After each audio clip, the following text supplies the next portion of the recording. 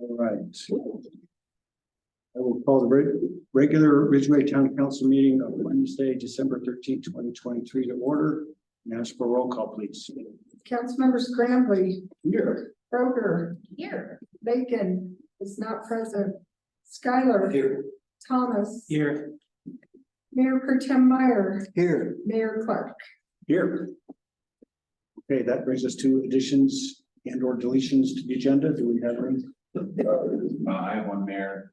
If we can remove item number 13, that's a temporary access agreement between the town of Ridgway, Echo Properties Corporation, Railroad Depot Funding LLC, Railroad Ridgway Railroad Museum, and Uray County Ranch History Museum. We'll look to put that back on the agenda next month. Okay, sounds good. Anything else? I had nothing. All right, that takes us to the consent calendar. Is there anything on there anybody wants to pull off? And if not, is there a motion approved? So moved. Seconded. Motion made by Russ, seconded by Polly. All in favor? Aye. Opposed? Passes unanimously. Thank you. This brings us to public comments. Establish time on the agenda for the public to address council regarding any item that's not otherwise on the agenda. Yeah, Kathy, you got something? Yes. Okay, come on up. Can I stand here? Yeah, please. Good evening. My name is Kathy Almont. My address is 335 4th Street in Uray, Colorado. And as a point of background, I was the city clerk treasurer for 15 years and was responsible for calculating and filing the city of Uray's annual certification of mill levies. Having this knowledge base, over the past several months, I have attended the city and the county public meetings requesting those local governments to consider taking a temporary credit to lower their 2024 property tax mill levies in order to provide some tax relief to all citizens during this inflationary time. As an individual, I did not previously approach the Ridgway Town Council with the request because I don't live in your jurisdiction. After Governor Polis called a special session of the state legislature in late November and subsequently enacted certain provisions of Proposition HH, the Uray County Republican Central Committee issued the following press release on December 4th, and I'm secretary of that organization, so I'm here representing that. The press release reads, the Uray County Republican Central Committee urges all property taxing districts in Uray County to take a temporary credit to lower their 2024 mill levy rate to partially compensate for the extraordinary valuation increases that will result in significantly higher property taxes next year. We stand with the voters of Uray County and Colorado who overwhelmingly said no to Proposition HH. We also stand in opposition to the recent Colorado legislation adopted during the special legislative session, which codifies much of what the voters rejected. The Uray County Republican Central Committee encourages citizens to let their taxing authorities hear their voices, insisting on tax relief. Public comment, emails, and phone calls are effective ways to urge a mill levy reduction by the property taxing districts. And signed by the Uray County Republican Central Committee, address 6124 County Road 5 in Ridgway. And if most of the property tax districts within Uray County would take a temporary credit, the combined impact would help all property owners and renters, typically as these kind of costs are passed on to renters. And this is during this inflationary time. So I will leave you with the DOLA website document that's addressed to local government elected officials and staff, which includes content from Governor Polis making this very same request. And it's important to know the deadline for certifying the taxes for 2024 has been extended from December 15th to January 10th. And should the town council choose to take a temporary credit for 2024, it will have the option to increase its 2025 mill levy back up to this current level without needing voter approval. So those are just some elements here. And I don't know, should I pass this to? Japan. And I thank you for your time. Thanks, Kathy. I think most of us are aware of all that, and something we can discuss, if we feel. Since a lot of this has come up since we last met, but I would recommend we don't take that away at this moment. Okay, anyone else? Okay. That takes us to. There are no public requests and presentations. There are several policy matters. The first one is number 8, review and consideration of adoption of the Ridgway Athletic Park Master Plan. Preston, and is there somebody online from DHM? Yeah, we have Cammie Willis with DHM. Hi, Cammie. So, thank you, Mayor. So what's before you is the culmination of the last 7 months of master planning efforts by a lot of folks, and that's for the Ridgway Athletic Park parcel. I think it's really exciting to be at this point. It's been an absolute pleasure working with Cammie and the folks at DHM Design. It's another example of a job well done on their part, and more assistance they've provided the town as they have over the years. Following the third and final public meeting, which was held last month on the 13th, exactly a month ago, the final preferred layout and a draft version of the athletic park master plan was, or they were made available for public viewing and comment. The meeting was well attended, and the folks from DHM recorded a number of comments in person at that meeting. Written comments on the master plan document were solicited through December 1st. In total, the town received, I think it was 21 emails and comment letters. All of those emails and comment letters that were received, we've attempted to summarize in the memo, and they're all attached to the memo as well. Special thanks to Cammie for doing the summary of those comments. A few of the items have already been incorporated into the newest version of that document that's before you this evening. I'll let Cammie with DHM cover that in more detail here in a second. But at this point, council's asked to provide direction to finalize the master plan document and complete the process, and ultimately to adopt the master plan. With that, I'll turn it over to Cammie to present the updated document and highlight some of those revisions that I was just talking about. But again, I really want to say a huge thanks to Cammie, Walker, and Andrew. It's been an absolute pleasure working with them. And this was just another example of how great this community is and how engaged this community is. I think we all saw that through the course of the public meeting. So Cammie, thank you for being here. Yes, thank you for having me. Does everybody hear me okay? Yep. Great. Do you want me to share my screen, or do you guys already have the document up where you can see it? You know what, Cammie, go ahead and share your screen. I just, you should have that prompt here in a second, Okay. please. We have the document, but the audience here might like to see it. Okay. Awesome. So yeah, at the last public meeting, which was held a month ago, we ran through this document and kind of showed everybody the overview of what's in it, and explained the public process and how we got to this point. Some of these slides did not change. This one, table of contents acknowledgements, that didn't get revised. There was no edits to that. Project purpose, this just describes that this is a document that can be used as a guide for implementation, future construction at the park as funding is acquired for different site elements and existing conditions. All of this remain the same. It just shows what's there now. Do you want me to kind of go into more detail or just highlight what was changed since the last? I think highlighting the changes is adequate.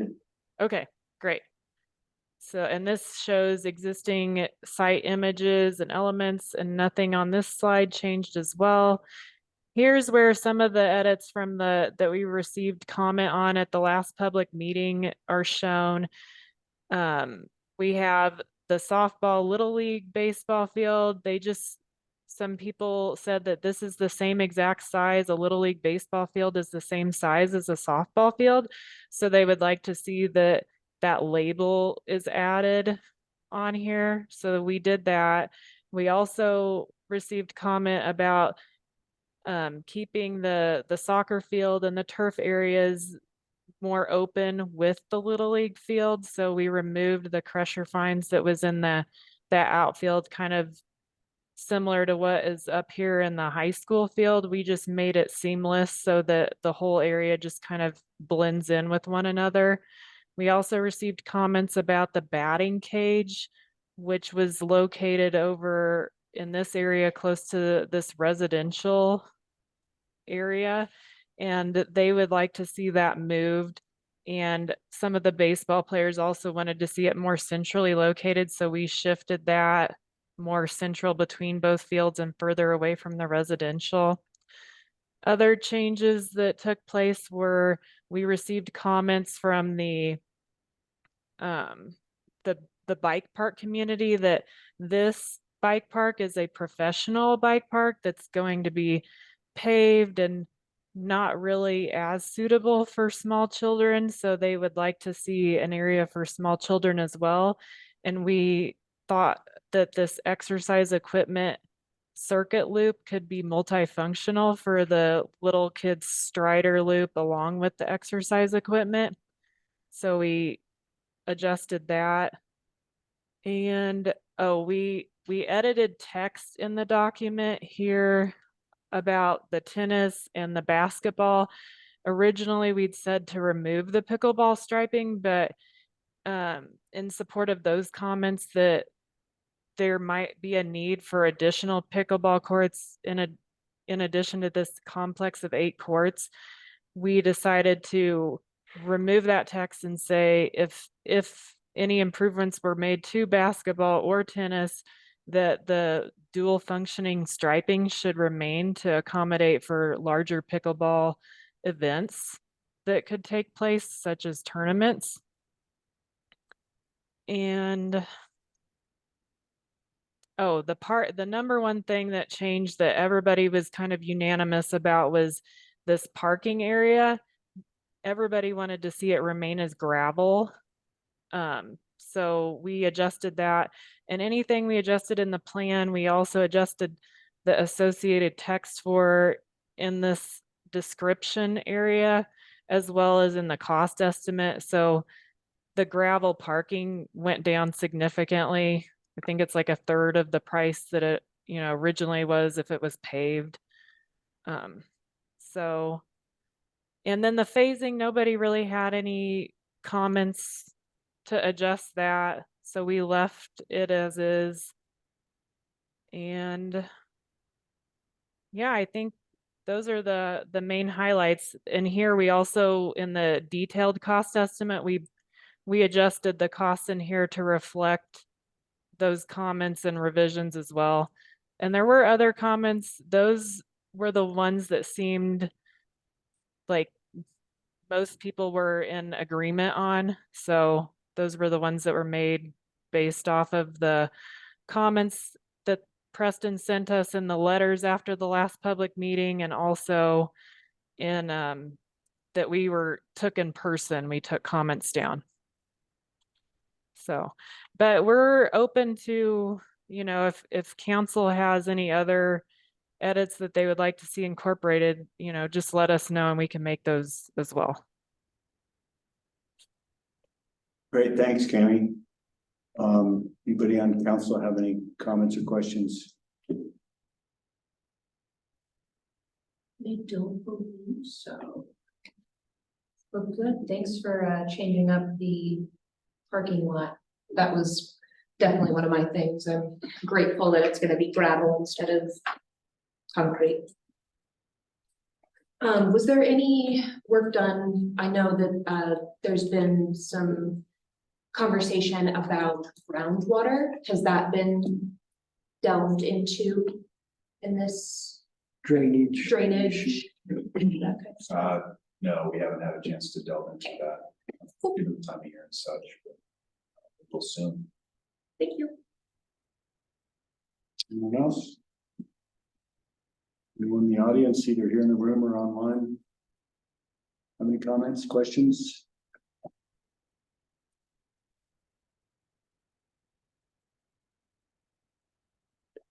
I guess I have one real quick, easy one. It's the new picnic area. I didn't remember seeing that before, and maybe I just missed it. And I was curious what where we had a driver with the pavilion and all the tables we've got there already. I was curious what that was about.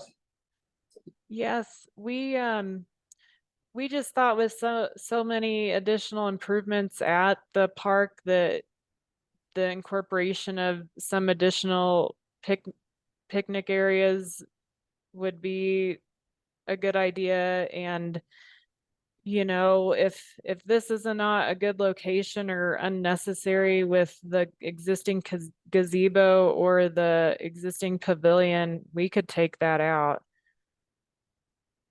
Okay.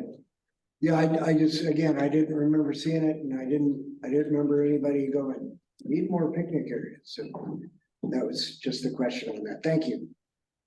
Okay. I don't think it's a bad thing, and given that this is a master plan that's basically guidance, I don't think we're It's a have to. required to do it, so we could either do it or pull it out at some later date, but Sure. looking at all this, if we were to imagine this at build out, I can definitely imagine that, you know, we might want more covered area for people to hang out. So I don't And think it's, the cost for it is in the last phase 5. So we understood it wasn't a high priority. Okay. what's the feeling? Does anybody feel like we need to remove that at this point, or? Not necessarily at this point. I mean, it's something I thought we could look at it later. I was just, it Yeah, no, it's was, a good question. yeah. But the families of the visiting soccer teams always end up right around Mount Scott, so it's not necessarily a wasted piece. All right, so again, anybody either on Zoom or in the room here have any questions? Tanya? I don't have questions, but, hi, Tanya Ishikawa. Do I give my address or do I just say If- resident? It's fine, either way. Only in public hearings do you need to give the address, really. I just thought, I wanted to mention why it's important at the park to have facilities that are for young people. And, because I saw some comments from the public about how our demographics are going towards an older population. And I'd like to say that parents and grandparents and coaches and such love going to games and watching young people. So even though it might be the young people playing the games, it gives the elder population a lot of satisfaction. I totally miss watching my son, and I try and get out there and watch other people's kids. Secondarily, most of the places that people consider for kids or even young could be used by adults as well. Adults can skate, skateboard and such. They can play soccer. They can even play softball, as luckily today came out to show. And then one thing just for the council that I think our community should be thinking about is if we are really going towards demographics of an older population, we should do everything in our power to change that future forecast, because we know how you need workers in the community and how without young people returning to the community, that your community is going to start having issues. And so whatever we can do to create amenities and resources to attract young families, I think is awesome. Well said. Thank you. Yes, exactly. Well said. Couldn't agree more. On board. I thought I was probably preaching to the choir a little bit, but I had to get it out of my mouth. It's Good important. voice. Thank you. Absolutely. Thank you. Anyone else? I have a question. Could you scroll to the phase map there? Can't seem to keep it on my screen or it disappears. So phase 1, we have, if I recall, in the budget process, allocated some funds to work on phase 1, correct? Is that right? I don't know. Those, that's currently worked into the budget, In the correct? 2024 budget. In phase 2, I see that, you know, the pickleball and the large baseball diamond are consolidated into that second phase. Speaking on behalf of the pickleball people, not that I'm a big pickleballer, I know that there's anxiety over accelerating the pace on the pickleball installation. the idea of combining it with the larger build out, probably the more extensive expense of a baseball diamond. I'm thinking, I don't know that. I could have to look at the budget to see if that's true. Is there a way to split, basically accelerate the pickleball in phase 2 versus the larger baseball diamond, especially if the pickleball club can raise funds to help accelerate that process? So it would be I don't know if you call it a phase 2A and B, or if you add another phase, but I'm sure there's going to be some anxiety from that fairly large group that participated heavily in this process to see that the pickleball courts are built out sooner rather than later. And I'm wondering if they have to be aggregated with the baseball event. I hear you. I hear what you're saying. However, baseball and soccer and bike park have all been integral members of this. It's my opinion that I think we need to do phase 1, then phase 2, and move forward as such. So my point is phase 2 arbitrarily chosen to combine those two elements, and could it be split such that pickleball might have a phase 2 priority or a phase 2A, especially if they bring money to the table? I don't know that the baseball people are bringing money to the table. They're raising money currently. Yeah. Yes. No, that's a question I don't have. Yeah. Yeah, They're raising money currently. That's the answer to. I think, if I could paraphrase Polly's comments, from my perspective, is that I think we get into trouble when we favor any one interest group over another. I think that consultants have phased things the way they have, based on their experience with doing things like this and the expenses. I mean, look at if you just look at the line items, the pickleball courts themselves, aside from the accessory costs, is $680,000. Which I understand from the pickleball people, they think that's a little high, just from their own research. Well, I mean, the point is, I mean, to answer your question, there's, again, this is a master plan. There's nothing here tying our hands to any particular. Well, I was just trying to express some of the comments I've heard from that community, that I know that they're anxious to see that. We've all heard it, and I think we can consider that. I think the way to do it is to get into 24 and start seeing what we can get in terms of grant money and contribution from that user group, and if it can happen sooner, I don't think there's any reason council wouldn't be in favor of that. But I personally, I don't think it's appropriate to ask for this plan to be amended to redo phase 2 and add the courts to phase 1, because I don't think that's realistic at this point. But that's not to say that at some point next year, if the funding becomes available, that we couldn't try to get it done next year. No, I wasn't suggesting it'd be added to phase 1. I think we budgeted what we understood was the need for phase 1, and that's kind of a done deal, I believe, until we pass the budget first. But it was more about accelerating or potentially segregating the two aspects of phase 2, which my guess is a 2025 issue. Yeah. And going forward in terms of the phases, and when stuff is shovel ready and we have contractors, subcontractors, once we realize how much we're spending per phase, are we going to then revisit when to green light the next phase? Is there going to be an opportunity both for re-looking at the budget going forward, and will there be further public comment at the phase junctions? I mean, absolutely. This is a guiding document. It'll be revisited each year, particularly during the budget cycle. So yeah, I anticipate multiple times a year referring to this, especially during the budget cycle, and figuring out how to proceed. Perhaps, and this talks to your point, the pickleball group's going to be busy fundraising to advance what they want to advance, and I as Polly said, the Erie County Baseball is doing the same thing to advance what they want to advance and see how they might be able to bring some of these improvements to fruition in a partnership. So I'll offer that.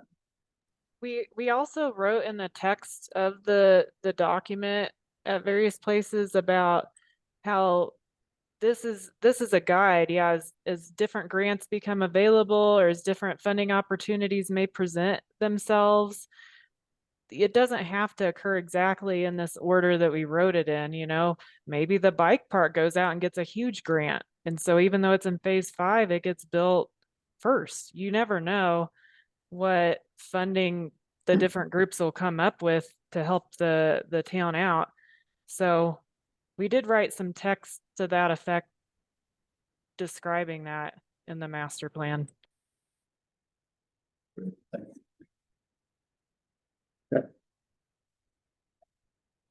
Anyone else?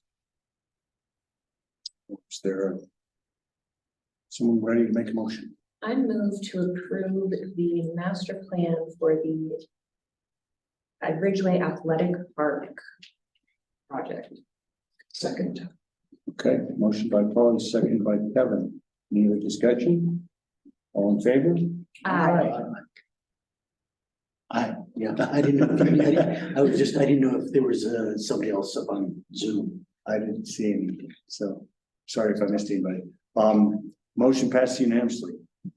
That takes us to, Cammy, thank you so much. oh, right, yeah, Tammy, appreciate it. Yeah, I think we owe you guys a couple of printed copies, so we'll get those in the mail. Awesome. Thank you all. Tell Walker thanks for us as well. Will do. And have a great holiday. You all as well. Thank you. Okay. Bye. Good night. Sorry, John, I didn't want to miss. Yeah, thanks. That takes us to item number 9, review and action on updated landscape plan for Wetterhorn Homes subdivision. Any TPAs on the call for this? Hi, good evening, everyone. Hello, TPA. See here. Oh.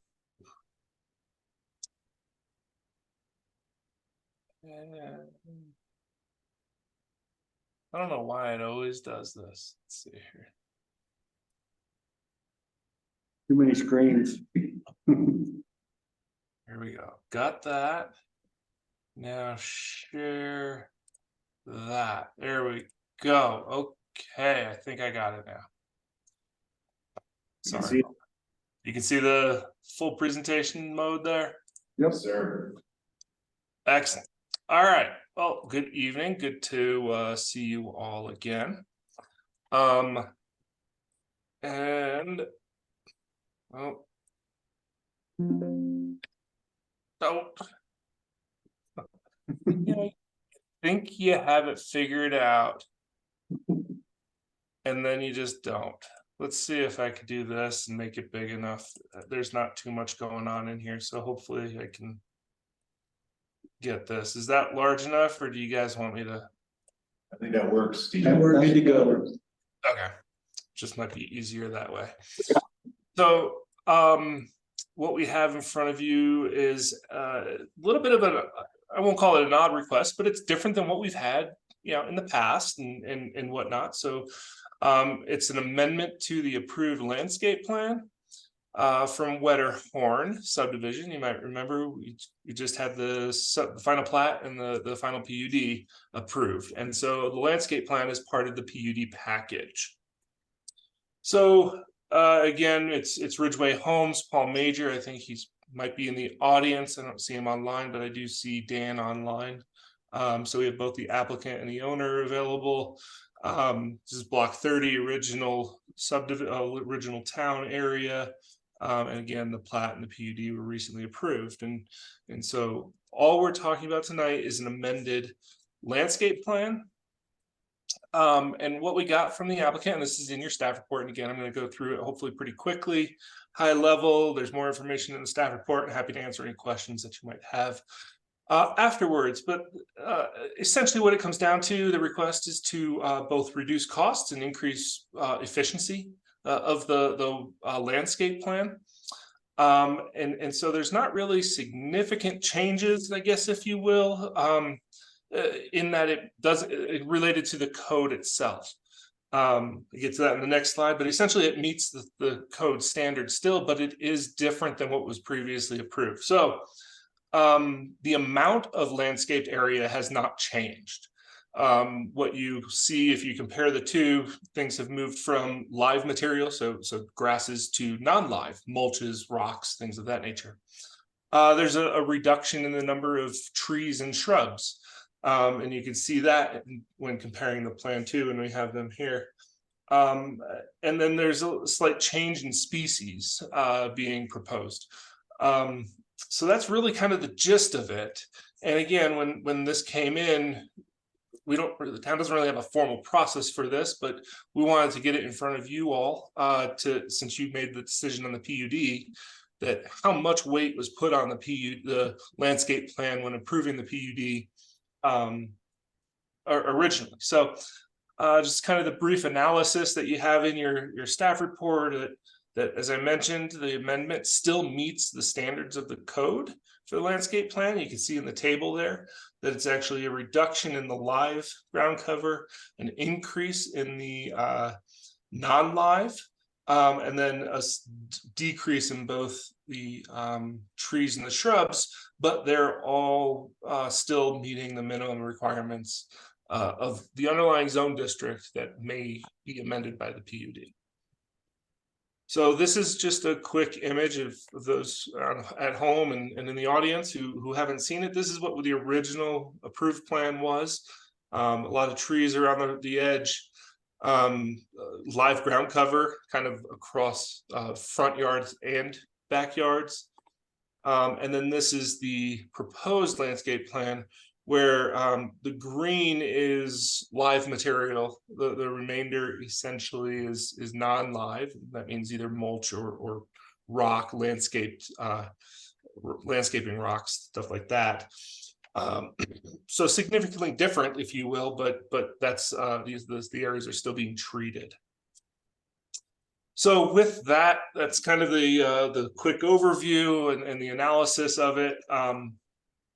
What we're asking you all for tonight are some direction or an action, one of three options for you to either approve the landscape plan, deny the landscape plan, or if you did want to have a deeper dive, we could send this back to Planning Commission to evaluate. The recommendation of staff, though, is that you all approve the proposed or the amended landscape plan, and that we incorporate it into the PUD document, along with the other plans and reports and things that are in that overall PUD guide. So with that, here's the recommended motions, and I'd be happy to answer any questions and or turn it on over to Paul and or Dan for a presentation on their end. Okay, thanks, TJ. Do either you, Dan, or I don't know if Paul's on, do you have anything you want to add? This is Paul Major, and thank you. Well, first of all, I'm sorry I'm not there in person. I'm traveling, just barely made it. So Dan and I are kind of tag teaming here. So I think just a couple of things to add is TJ obviously summed it up accurately. We were trying to do a plan, or we are doing a plan that meets all the town requirements. Just sort of one note, in our budget for the development, we had about $70,000 for landscaping. We're going to end up spending $203,000 on landscaping, basically. So we're not trying to cut costs. We're spending 3 times more than our budget. But we think this is a better plan. We think the real conditions on the ground, once you see the subdivision and see the houses and how the houses interface, where fences are going to go, frankly, you get a better sense of what should be landscaped. So I guess the first thing is I apologize for changing or proposing something different that was approved in the PUD, but frankly, we think it'll be a better plan and certainly meets all the requirements, and happy to take any questions. Okay, thanks, Paul. Dan, do you have anything you want to add? No, I think Paul and TJ covered it very well. Thanks for having us, and look forward to making this happen. Looking at the, what I think is the new plan, it's labeled Wedderhorn Townhomes and the old one's still labeled Yellow Brick Road. That's how I was able to tell the difference. I'm curious, there are a bunch of dark green sections, but can't see that they're labeled. Is that actually grass? Yes, that's naturally seeded grass. And then the darker or the lighter green is sod. The sod will actually not get placed until the spring because it'll just germinate better. We plant it now, half of it will die. So we're waiting on putting in the sod in the spring. And then the fencing, not all the fencing lines are in there in that drawing, but the fencing will go in at the end of this month, the beginning of next month, which will primarily be privacy fencing to really try to give some privacy to each house. Okay. Yeah, I also, as a fairly knowledgeable plant person around here, I know that the evergreens, particularly the spruces, those deer love to eat those things, so they probably need to be fenced or inside the privacy fences. I don't know if you had planned for that, but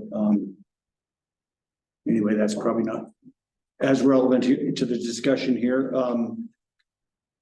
Anybody else on council have any comments or questions? Still meets the minimum requirements for vegetation. Yeah, I think staff just decided it made sense to bring it back to us because it was a change from what we approved at the PUD, but as Kevin says, it does meet the minimum requirements, so it's. My question is about the future on projects like this. Does this function ultimately as an HOA with specific landscape requirements for residents in the future in terms of amending how they might treat their own front yard? I don't believe so. Paul, you guys opted to go without an HOA, is that correct? Yeah, this is not an HOA. So every homeowner owns their property and with all the rights and responsibilities to meet town requirements. If they want to extend their fence or add, whatever's in the town code, they have to adhere to that or come and ask the town for a variance. And I should probably know this, but when new landscaping is planted in a new construction like this, is there a warranty period that trees are required to be replaced if they die? Or is that negotiated with the landscaper? That's a good question. TJ, do you know that answer? Typically landscaping is bonded as well. I'm not sure if this is in the SIA. It would be dependent on how the SIA is written. One point I would say though, kind of tangentially to that and more to the previous question, that since this landscape plan is included in the PUD, this becomes essentially town code. So for whatever that is worth, the town would be enforcing this through the same means as other areas of town code. And that would also include the provisions that landscaping does need to be kept and maintained in good health and good order. So if there were down the road some of the landscaping that died, it could go through a code violation type process, code enforcement process to replace those if so desired. It's kind of a wonky little area, but this has just as much credence as any other area of the code would. Okay, that makes sense. Thanks. And I just think to add a note to this, as new homeowners, a lot of these are first-time homeowners. We want to give them a base and then they build on their own base. And that sort of applies to their house too. This is a baseline, and whatever they want to do with their yard, if it meets code, build on it. If they want to put more sod in or take the sod out or put a play structure in or add fencing or things like that, for their pets or kids or whatever, it really, we're trying to provide a baseline for, high quality neighborhood baseline for a lot of people, this will be the first home they own. So to have them build on it.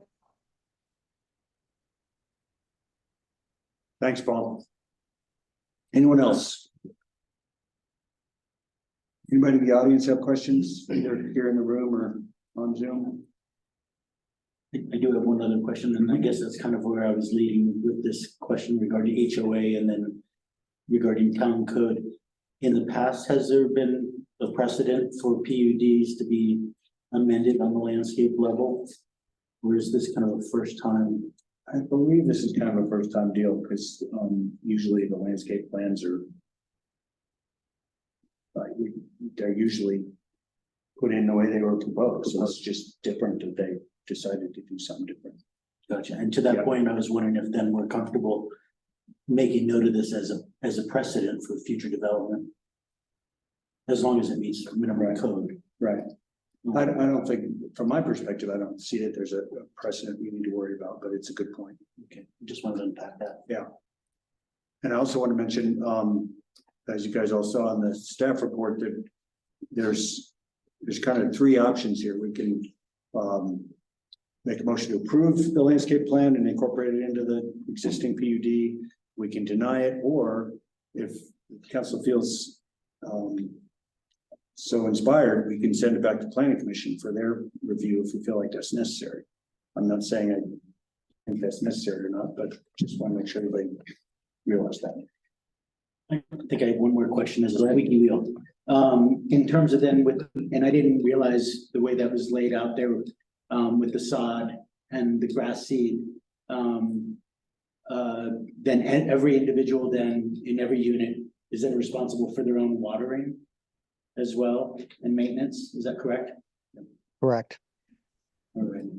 And that is coming through their primary domestic tap water? Yep, that's correct. Okay. Correct. It's been a And while. They each have, they all have irrigation systems to, to keep the vegetation alive. The sprinklers are already part of the deal, right? Correct. Okay, Thank you. That's it. thing. I'm good with it. I'm good with approving it. There's a motion. Yep, I'll move to approve the amended landscape plan and direct staff to incorporate it into the Waterhorn Home Subdivision PUD guide. Second. all right. Kevin. Motion by Terry, second by Kevin. All in favor? Aye. Opposed? Passed unanimously. There you go. Thank you very much. You're very welcome. Travel safe. Thank you. So that takes us to. We have one public hearing tonight. Item number 10.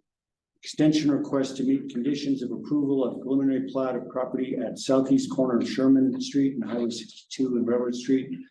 Address TBD, Railroad Street, zone historic business, applicant and owner Ridgway Co-Housing LLC. The rest of this one has your name on it. Yes, sir. So council's asked to consider a 2-year extension for the Ridgway Co-Housing preliminary plat approval. Ridgway Co-Housing received preliminary plat approval with a variety of conditions from the town council on October 9th of 2019.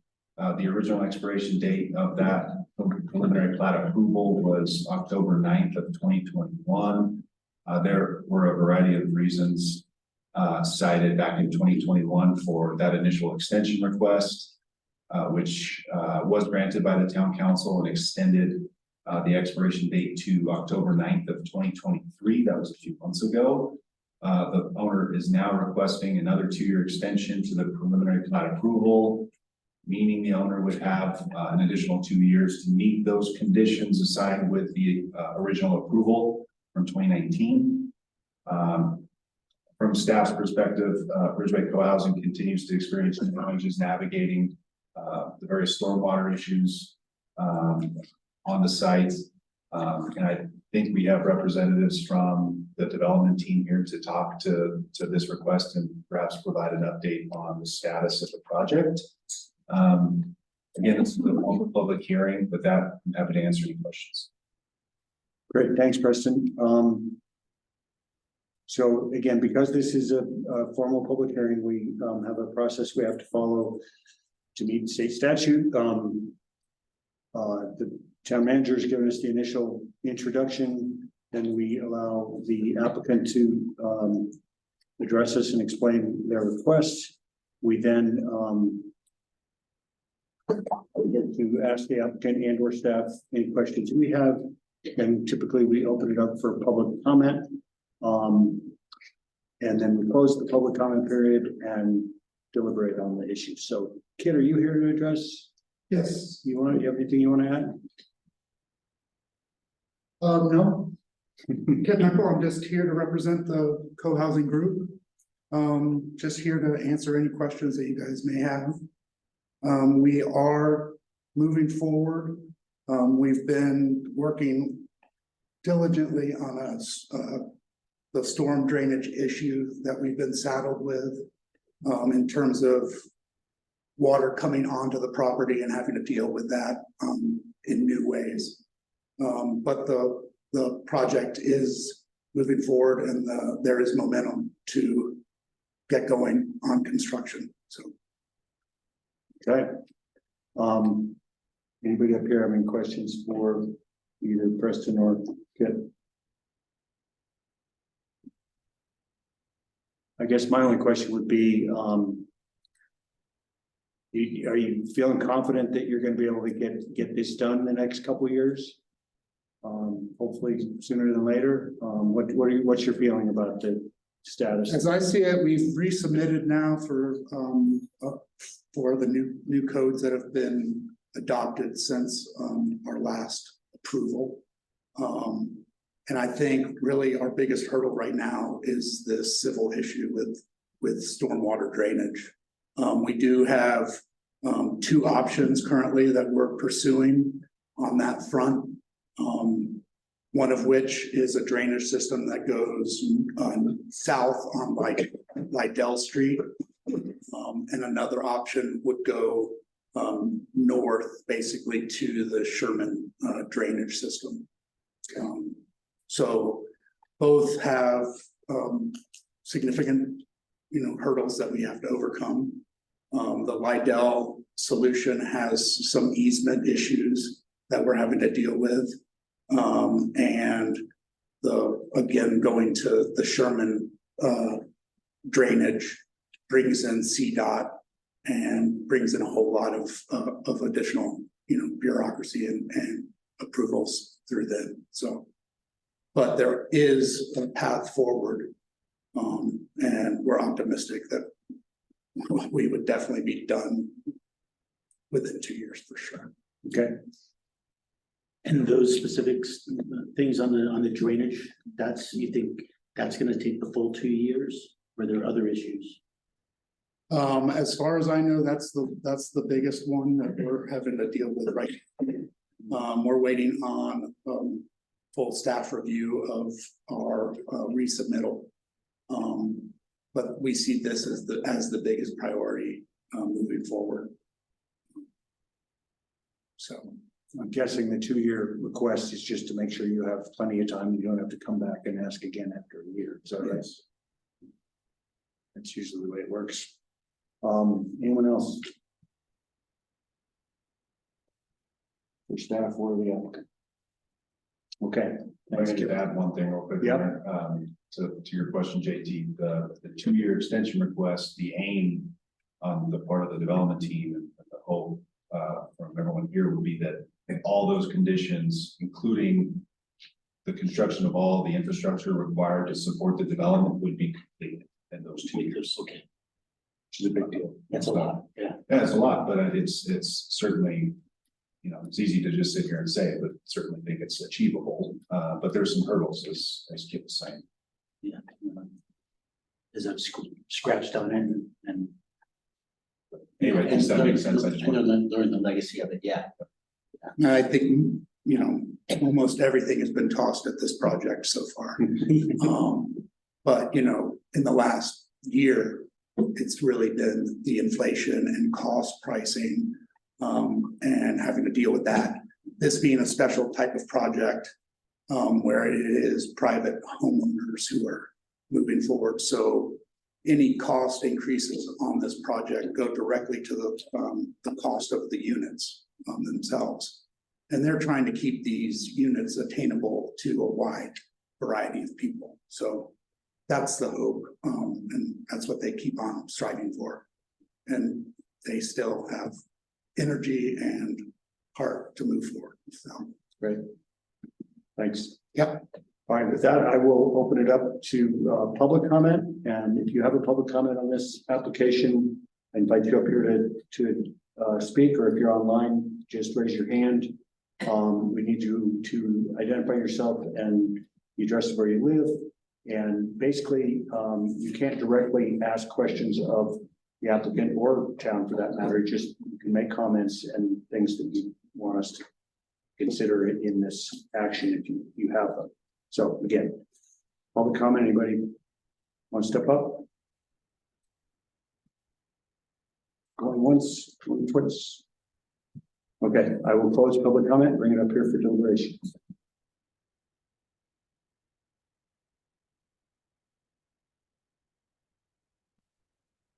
What do we think?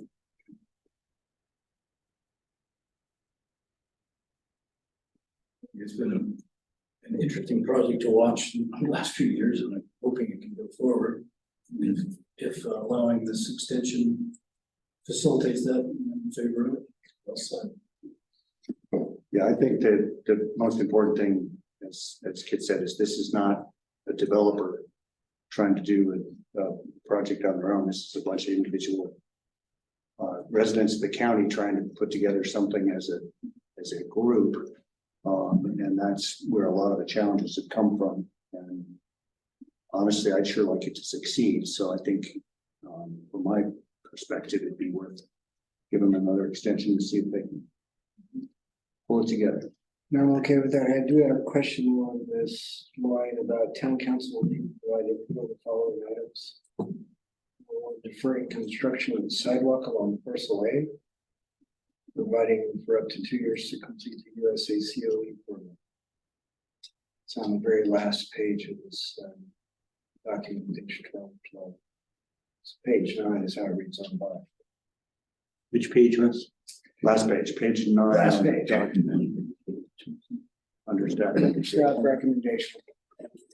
Russ, do you mind repeating that? I don't think many people heard what you were saying. Sure, there's a comment here that says town council will need to provide input on the following items. Number 1, deferring construction of the sidewalk along parcel A. Number 2, providing for up to 2 years to complete the USA COE permit. Oh, you know, that's from the staff report, which is an exhibit to the memorandum. So we're not looking for any. Oh, that's That's just evidence. It's not. Yeah. Okay. That's sorry, my bad. That's not. I was wondering about that. That was That's not- background info. Yeah. Okay. So what's relevant to our discussion tonight is just the first 2 The pages. extension. at the Okay. top. Cool. That's good. I wasn't that familiar with it. On another note, wearing another hat, I've worked extensively with Don, and I know that they're targeting all electric with solar, so they're targeting the future code requirements. So hopefully that's incorporated into the current design, as I recall. And maybe even batteries, maybe even net zero capable, so a lot of that effort too. It's a moving target, although it will become more visible here in the next year or so. The target, that is. Okay, somebody want to make a motion?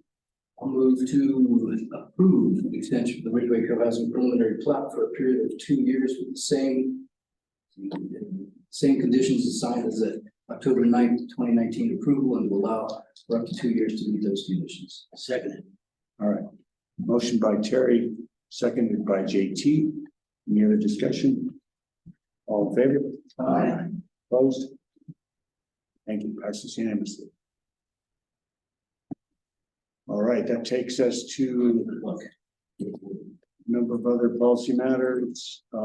Item number 11, ordinance number 08-2023, increasing the rate of the lodging tax and revising the use of the proceeds thereof and other provisions in accordance with the voter approved ballot issue. Dustin. Thank you, Mayor. So as you all know, ballot issue 2A was passed by voters on November 7th. And now the voters have authorized an increase to the town lodging tax and a modification to how the proceeds are used.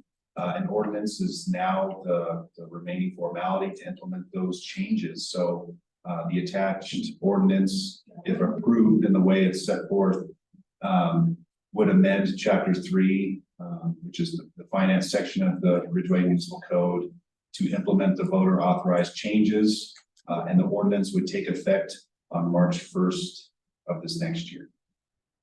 But so like a couple months. Happy to answer any questions. Woohoo.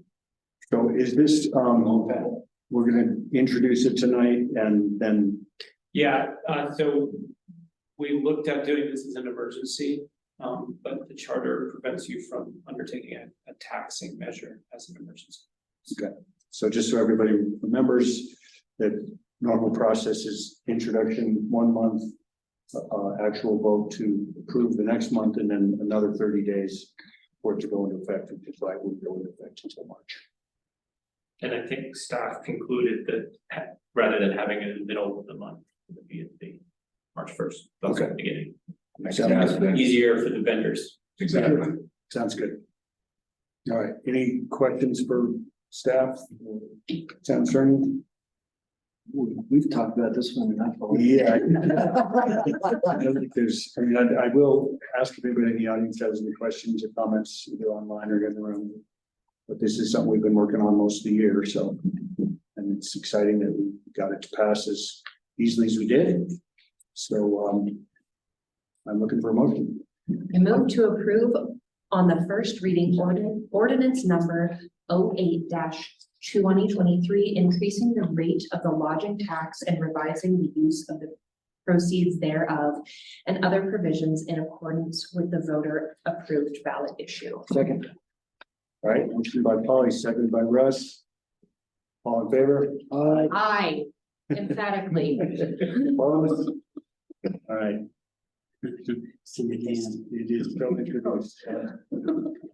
All right, so that takes us to item number 12, review and consideration of authorizing submittal of a community business preservation program grant application to the Office of Economic Development and International Trade, otherwise known as OEDIT. Terry, your name's on this. Good evening, counselors. Thank you so much for taking the time to hear about this. So as the community initiatives facilitator, I became aware of this grant opportunity through the Office of Economic Development and International Trade, I think sometime around September. Ran it by Preston, and we thought it made sense to see if there was any interest in the community in pursuing this opportunity. So what this is a grant that the state office has that will go to, I think they said 5 to 7 communities across the state. You apply as a community. So they're looking to preserve businesses that might otherwise be at risk for closure or displacement, and they are inviting communities to apply sort of collectively. So the way they structured it is there needs to be a sponsoring entity, which could be the town. That's what we're proposing. And that sponsoring entity coordinates a group of businesses that are geographically proximate to each other. And that's up for interpretation. In our case, we would be talking about our creative district and Main Street district of town, our commercial district, and then also somewhat culturally similar and valuable to the community. So we put out a call for letters of interest from the community. And we received, I think, 8 letters of interest. If memory serves, I listed them here.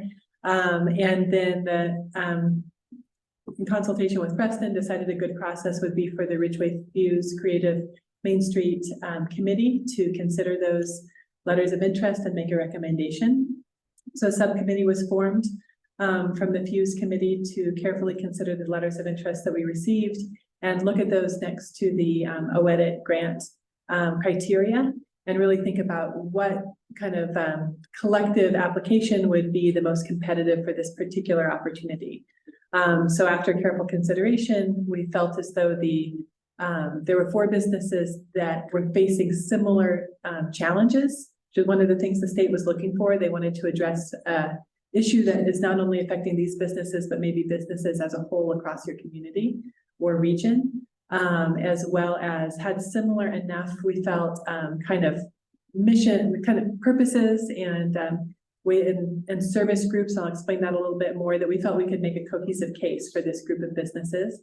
So the businesses that are recommended to participate in an application with the town as the sponsoring entity are Cora Fitness, the Ridgway Wrench, you can see it in your packet, Ridgway Pilates, and the Vault.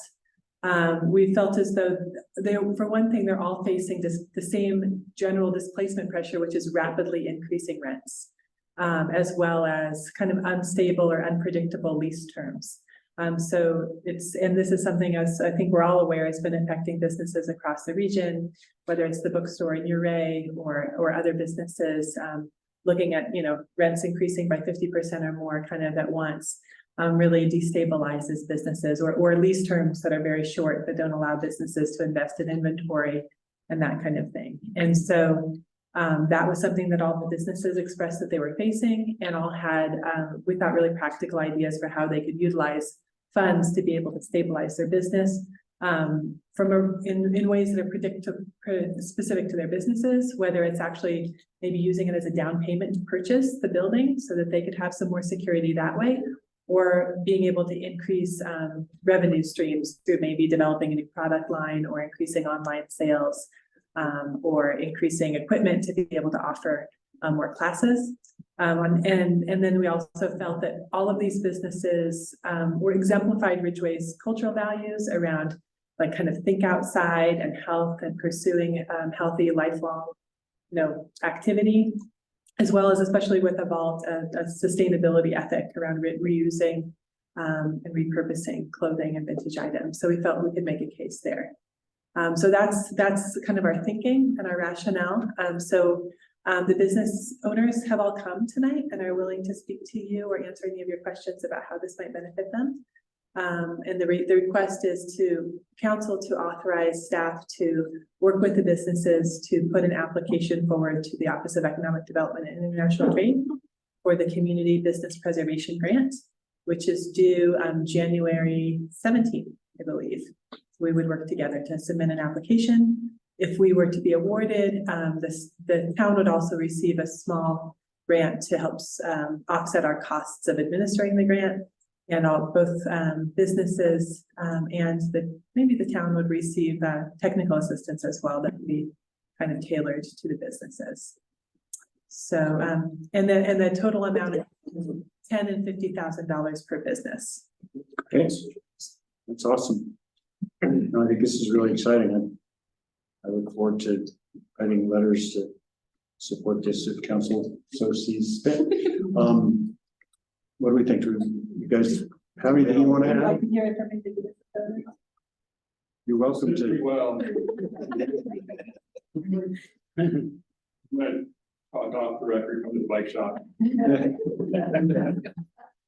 I guess what's important here is just an umbrella for the community purposes. Small business, especially here in Ridgway. We're one of the reasons why, tourists might come, some tourist dollars might come. And it's been very tough with inflation all across the board. I know it's personally, and also with small businesses facing the decision of whether to continue or not, looking at numbers. And for me, this could really help, pivot for some additional income to maybe make it through. And then also gave me a good idea of, because of Cora Fitness, of like, okay, how do we really get stability, maybe being able to purchase your own business. So that gives you a lot of stability. I've moved 5 times in 7 years of being open, so I'd really like some stability. Yeah, I can imagine. Yeah. Anyone else want to add? I'm Amy. I own Cora Fitness, and we have a unique opportunity as our building is for sale, and Seth Kagan, the owner, is willing to work with us. But so this would be really great funds for going towards a down payment. Awesome. As you know, we're a small outfit and, as a couple of the members I see here know, but, it would just give us more stability to be able to own the building. That's awesome. Yeah. Erica, anything you want to add? Sure, as you know, my business has moved many times since I opened in 2017. And I've really kept it going. And getting a notification of a 50% rent increase on my current 2 spaces, it's a big deal for a small business like mine. So I'm hoping that if we were to get the grant, I could purchase additional equipment to increase the capacity of the number of people that I see in my full-time job as a Pilates teacher in the community. Right. Also, shout out to Tara for getting that. All right, anybody up here have any questions for any of these folks? I get a question. If in the event that in this process, you have to leave your current tenancy, can this follow you? So help you with the transition from space to space if needed? Okay, I'll try to take an answer. Yeah. So our understanding of the way the grant funds would work with OEDIT is if the businesses were to propose doing one thing and then something changed, like they had to move unexpectedly, then so long as it meets the spirit of what they're trying to do, we could have a conversation with OEDIT about kind of repurposing the funds. There seems to be an allowance for that. Okay. Great, there's some flexibility. It seems like there's flexibility. Good. Yeah. And I did have one other question too, and Sally Jo and I had talked about this briefly before, but in terms of, I'm glad that this came on your radar and then you solicited for this input and letters. In terms of other conversations related to this kind of economic development, have there been conversations with the chamber? And are other businesses that may not fall into the same kind of the spirit of the creative district or so also been notified? So we did put out a public notification through our channel. So we hope that went out, as broadly as possible. There were businesses who had expressed interest who didn't end up submitting a letter of intent just for whatever reasons they chose not to do that. But I know there are other businesses being affected by the same issues that, we're just not in a position to pursue the grant application. As an economic development, economic vitality issue, I do continue to feel really concerned about affordable commercial space.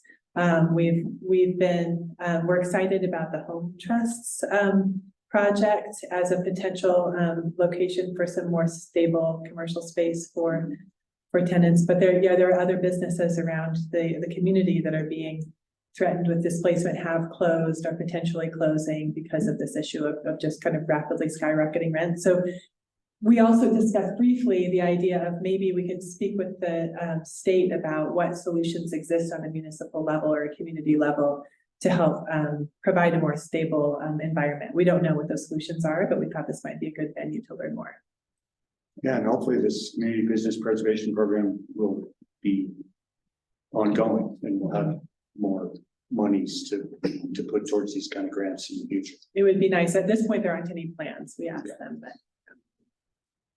Okay. Cool.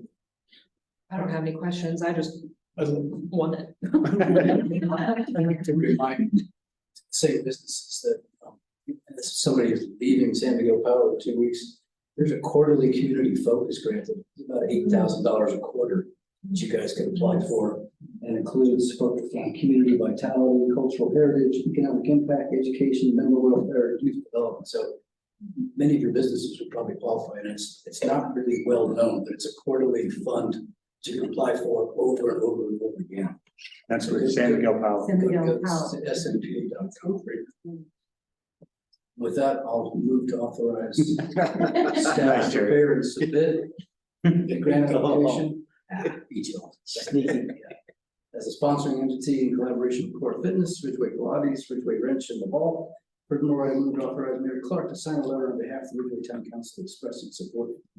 Second. I was the loudest. Probably got This is his policy. yeah.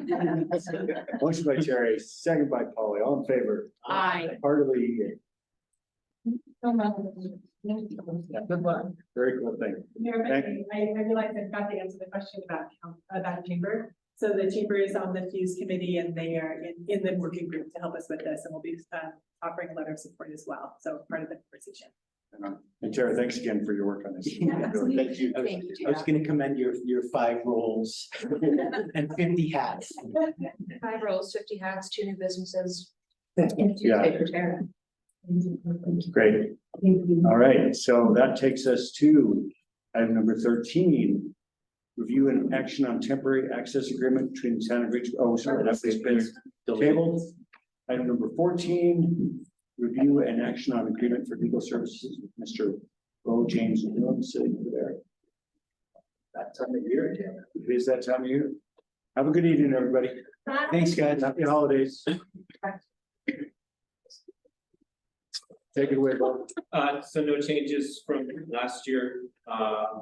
The hourly rate is the same. Last year, you guys were kind enough to move from 1 free meeting a month to a flat fee of $300. So that's continued or proposed to continue for 24. No other changes. Okay. I've observed one change. I know his hair going, his hair gotten grayer the last year. Oh, he's dying it. We've got the jokes at the end. I actually thought I was gonna go to the joke part and then you were gonna be required to. Add that as a stipulation. 2 extra. At least 2 Like jokes once a quarter. per annum. Per annum. Give my material from each song, so I can't guarantee. Okay, well, you all have the official professional service agreement in front of you. Does anybody have any comments or questions or motion to renew? I'll move that we renew the service agreement between the town of Ridgway, Colorado and Bo James. Second. Motion made by Russ, seconded by Kevin. All in favor? Aye. Opposed? That's unanimously. Thank you. Moving right along. Thanks for the good work, Bo. Thank you all. Thank you. Appreciate it very much. Written and verbal reports. Does anybody want to take a break? Do you need to get home? Should we deal with it before we take a break? I'd like to take a short break. We can do that. Okay. Take a 10-minute break. We'll come back at 5 of 8. 5 to 7. Sorry. Yeah, we're cranking. Yes. Okay.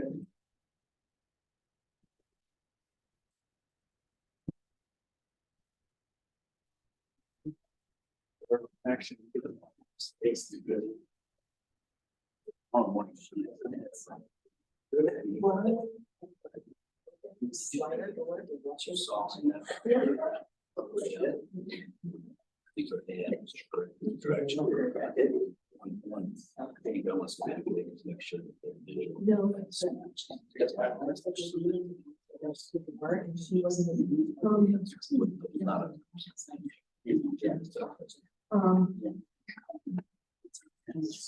I feel about Schmetzer this week.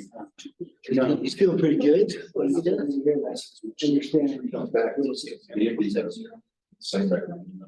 Yeah. I beat him twice. One reason why he more points. He scored like 7.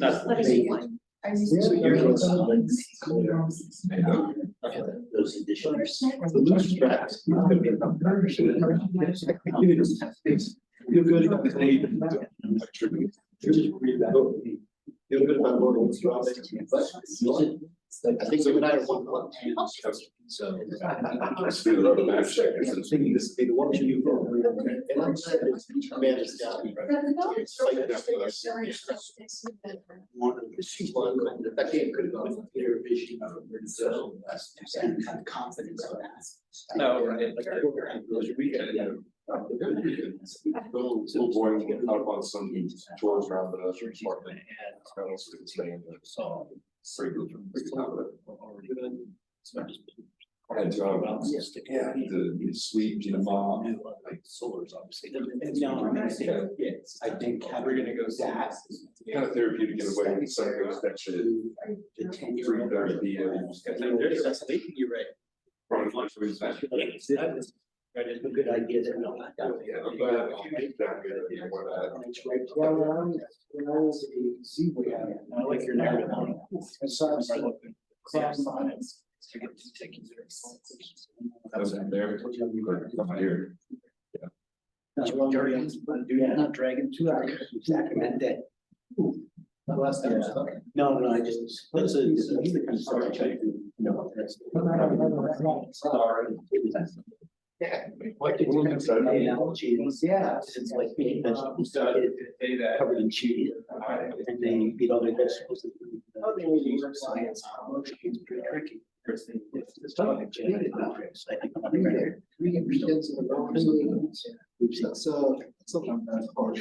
Is it on? I don't know if I'm gonna go cave. I would have non-fiery. Yeah. Autumn's really been doing a good job, which is awesome. But I kind of had a. Right. It was a lot of work, just cheating. I'm sure it was, yeah. Big plans, imagine what you condense into one weekend. Well, didn't hear. I'll say the pictures from Sam's visit at the show. Those are some beautiful pictures. Well, yeah, I guess. That was great. I don't understand why you would. Well, To me. Yeah, we had a meeting on it to review go over it all today, so that's why it was just fresh in my memory. Oh, So. okay. Well, it's, You didn't come in costume. yeah. And this is your busy time of year. But and they don't have a cookie budget. That's right.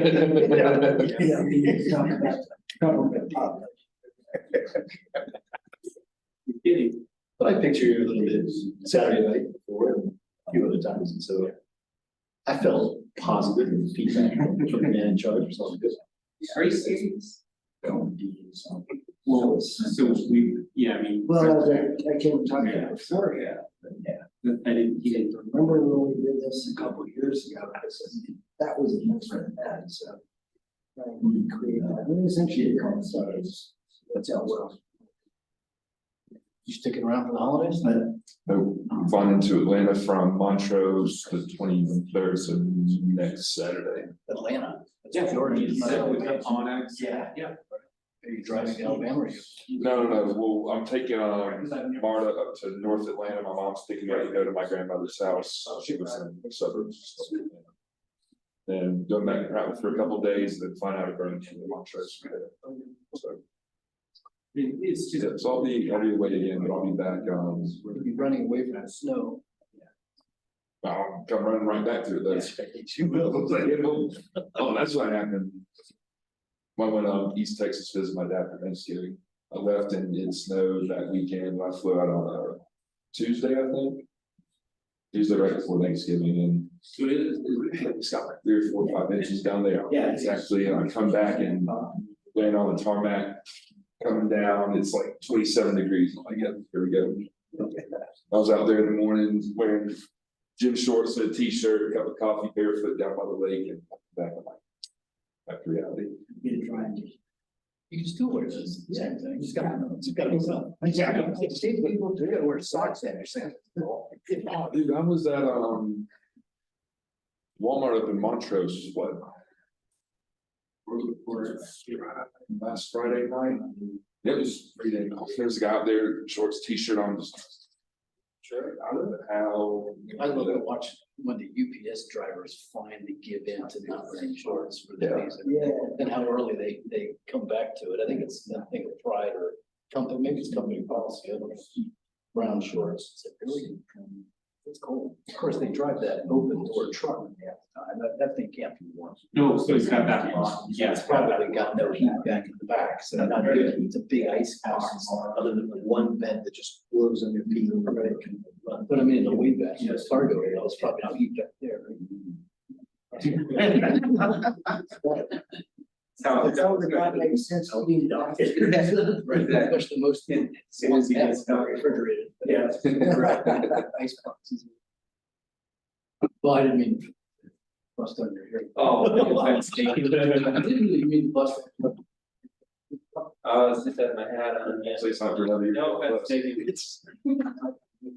So I'm sure we probably give them a couple of those. Well, you may. Yeah. What's that on us? What else? Court requests. He was saying like he feels the council's probably responsible for a couple of these videos. You guys are good. See other clients. It's not, no. I say that to everybody. That's a great Christmas card. Everybody else.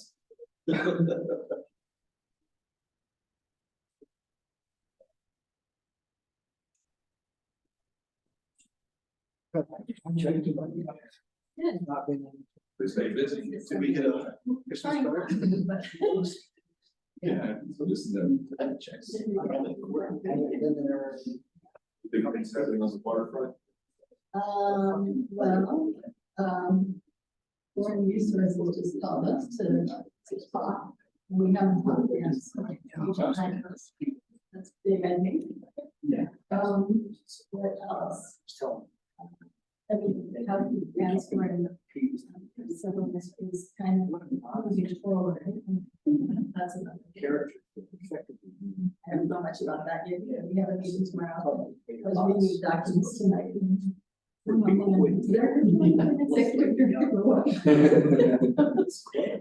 intense, so much things. Other than that, yeah, I mean, now that we have all our projects up on the strategic plan, this is okay, what's my work plan? Make sure we get some stuff.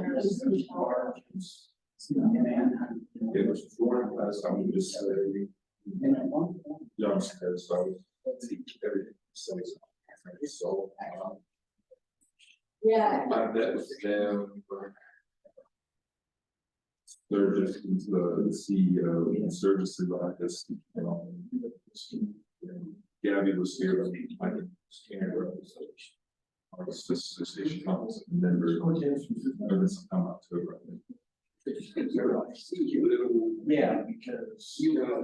Even there are some things, that I've noticed with regards to county government. They were audit teams and cost with some of their paperwork with the state.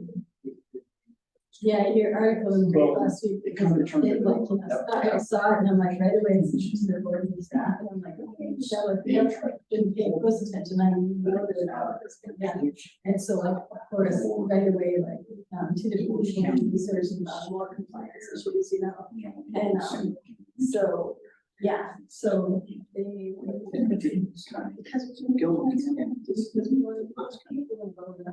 Where the shooting. See how that goes. Yeah, especially hedge fund guys, because that's their, I'm sure you probably hear this. Hedge funds, that's their. Yes. When he is launched up Sturgis, when he was talking about his background, he initially called it capital management. And I'm sitting there like, yeah, no, like that sounds like it's currently for hedge fund. He's like, oh, we're not putting it this way. I'm like, yeah. So there were. Convoluted language and some other things, not just reading paper stuff, I was like, yeah. Watch out, all right, so. Yeah. Go mail in your box.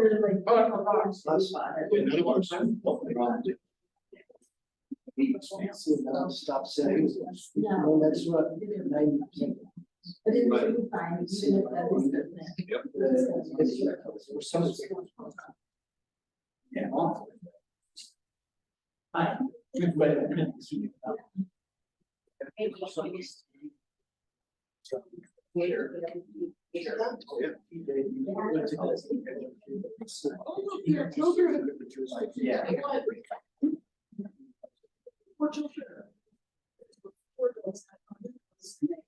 Yeah.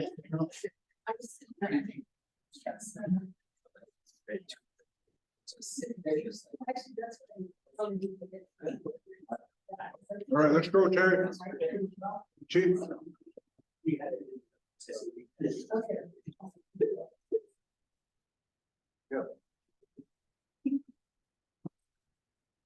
All right, thanks for that.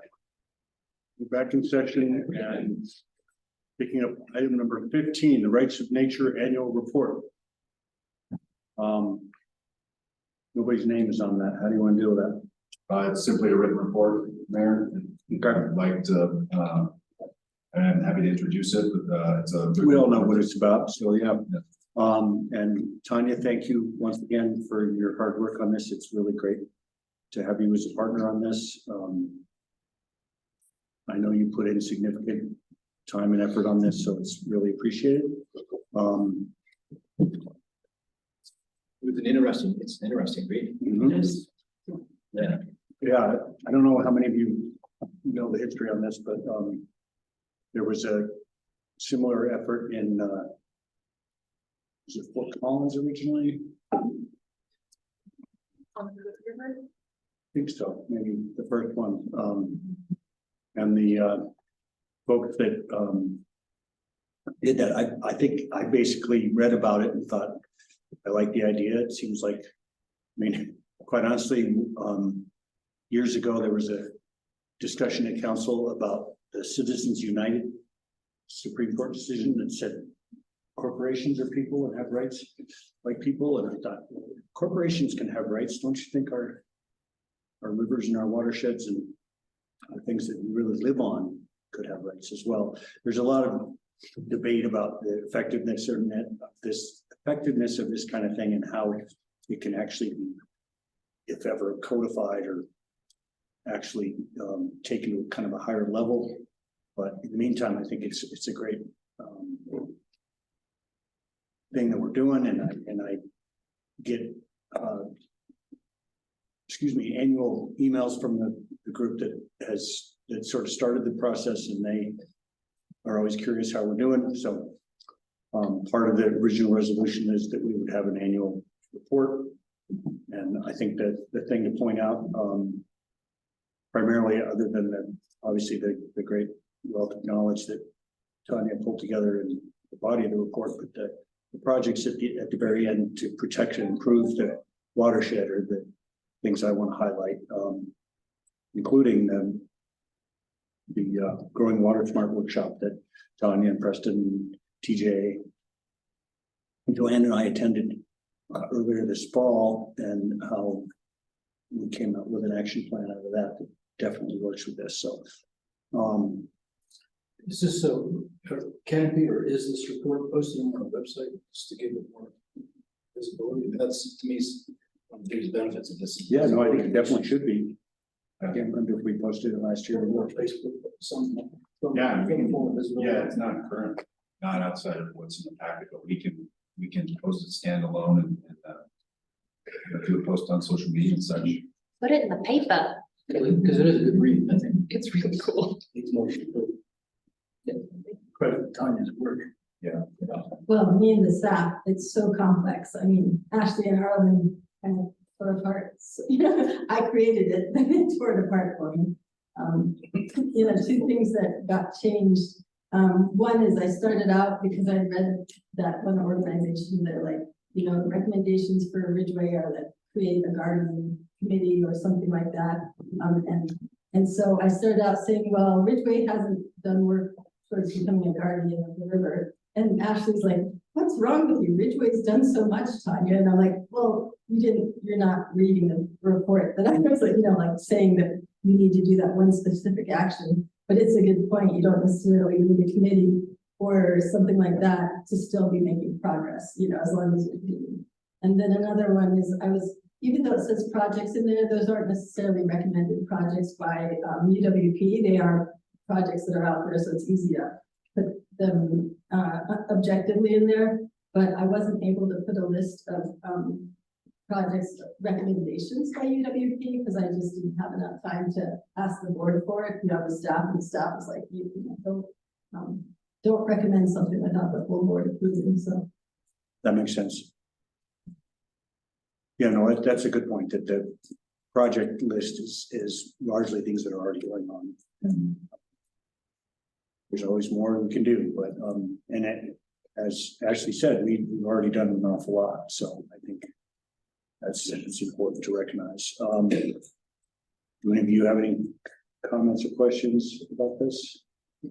It's basically just fulfilling a requirement of the resolution we passed. Back in, was it 2019? Was it that long ago? 2021, right? It's all blurred. It's all. We're down to the minimum online, so I don't know, Krista or Joanne have anything to add?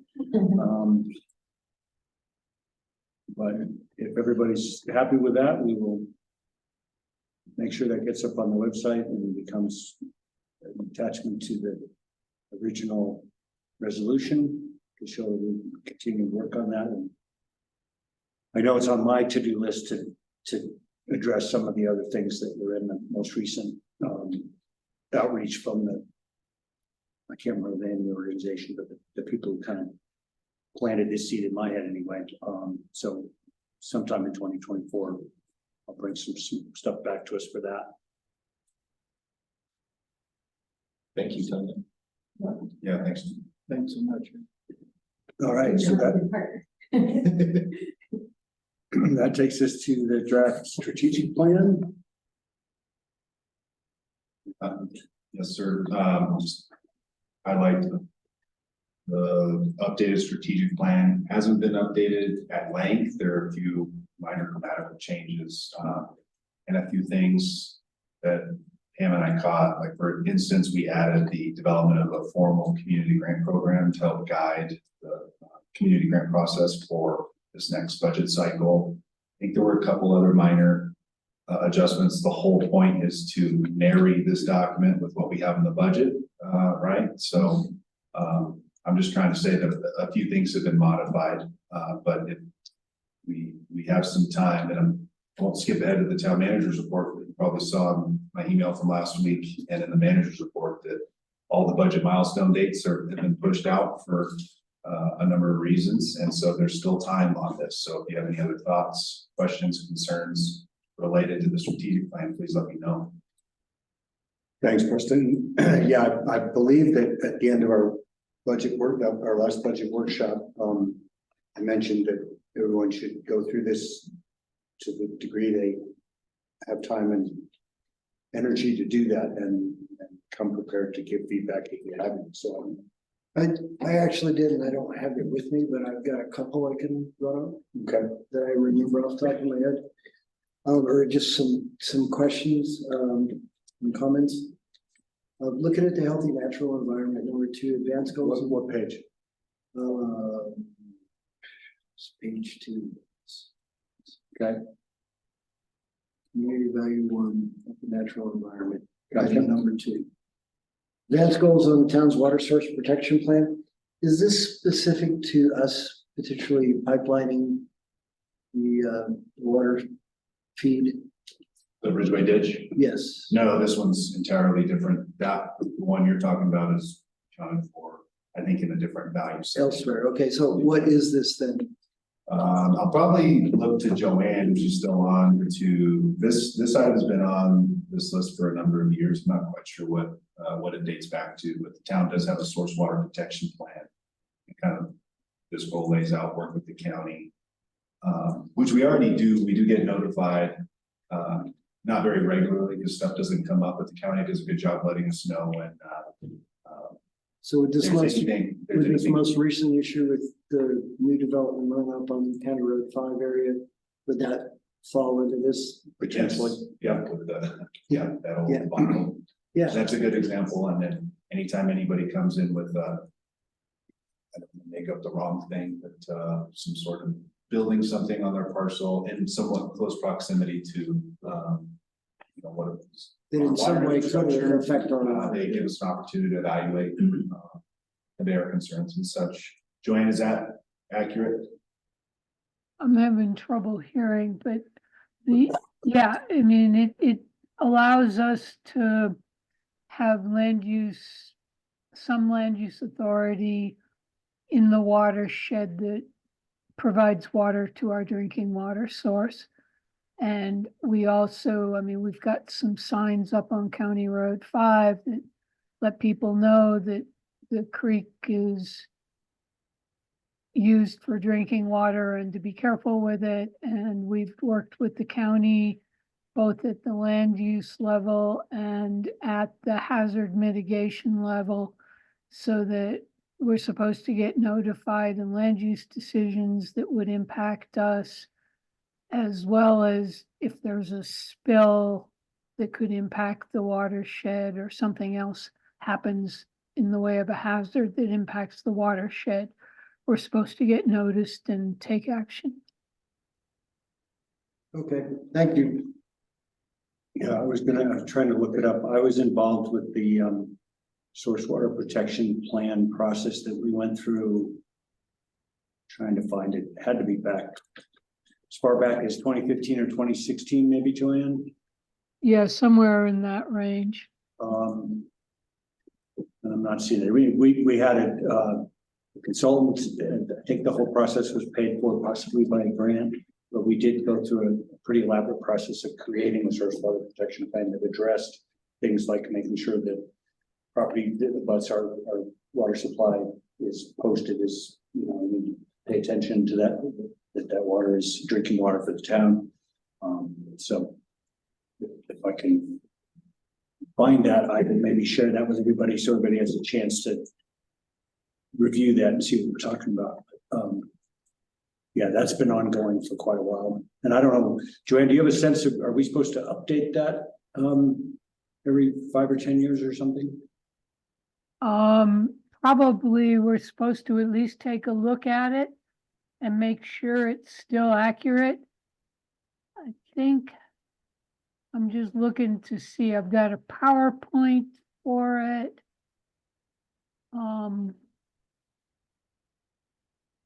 I've got a draft 4. They come up when I do a quick search, but yeah. Actually, 2012, I have. Yeah, draft 4 was in July of 2012. Right. Brochure was, we did a PowerPoint for it in April of 14. Yeah, 2012. Is that something you could look into to see whether we're supposed to update that from time to time? Yeah, I can do that. Thank you. Okay, the next one I had, I think it's fine as it is, but if with some of the changes that we're progressing, I believe we may want to reword this, but this is on page 4. This is under the sense of community and inclusivity. Item number 3, work with developers through the PUD process to secure deed restricted workforce housing. So I know that's still kind of on our plate, but as we start moving into some of the chapter 7, finalizing the updates for affordable housing and some of that stuff with this potential, and the fact that we've revised it so the PUDs are not the preferred process, would we need to update this potentially? If you look to number 2, I'm wondering if number 2 addresses what you're talking about. To a large extent, I think they're associated. I think we just might end up changing 3, I guess is what I was asking. Oh, I'm sorry if I misunderstood, but maybe repeat the question because I don't know why it would need to be updated. Just because we've tried to make it harder for people to run PUDs and potentially because some of the outcome of item number 2.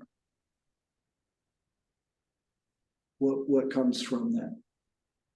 Just curiosity question, not a big deal. Yeah, we can revise it. I don't think we need to yet.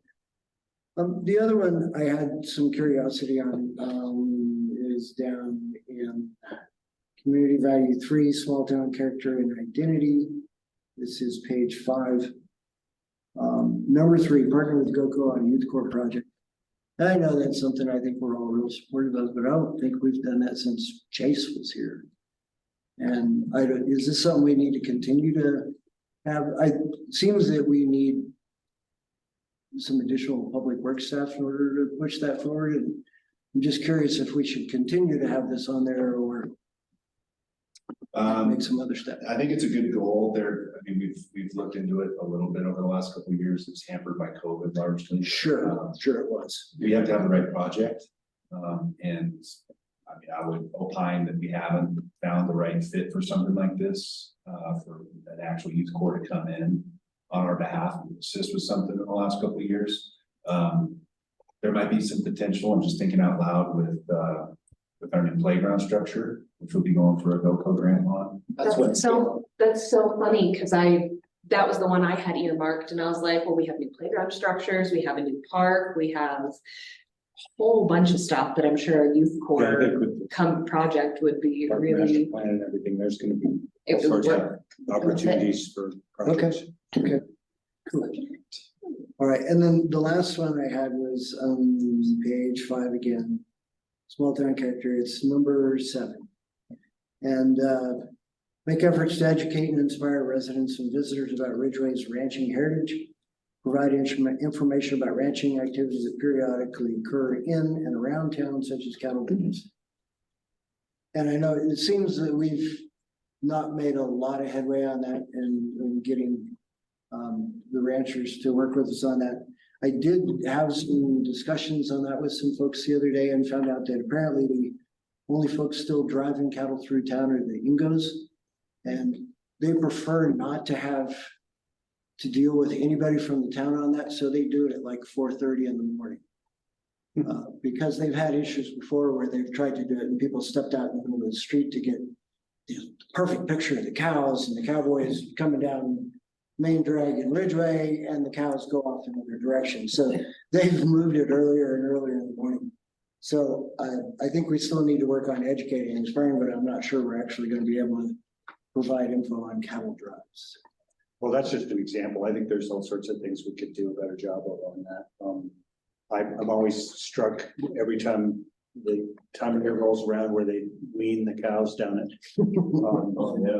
Decker, I mean, Ingos, and one year somebody wrote a letter to the paper, thinking, what are they doing to those animals? Is anybody gonna stop this abuse of these animals?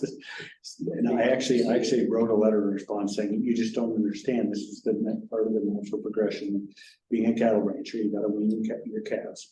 So I mean, I think there's definitely more we could do on that front. And it's got Tara's name on it in terms of community initiatives. And she and I have had a couple of discussions about ways to continue to try and get the rancher community to the table when we're talking about the various things we're trying to do in town. And we have some ideas of ways to reach out. Okay, awesome. Get them involved. Awesome. I think we're doing okay.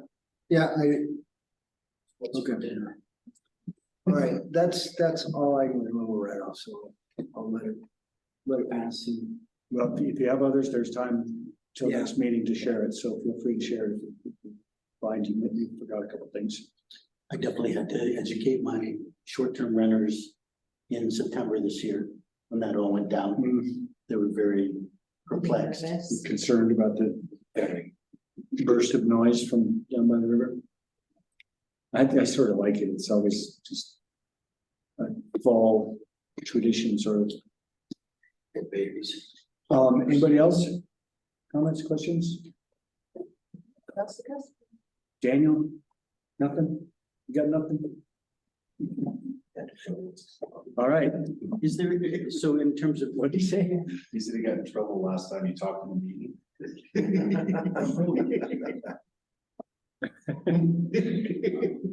Seriously. Tough crowd, huh? Did you just point to the sky? Exactly. I got you.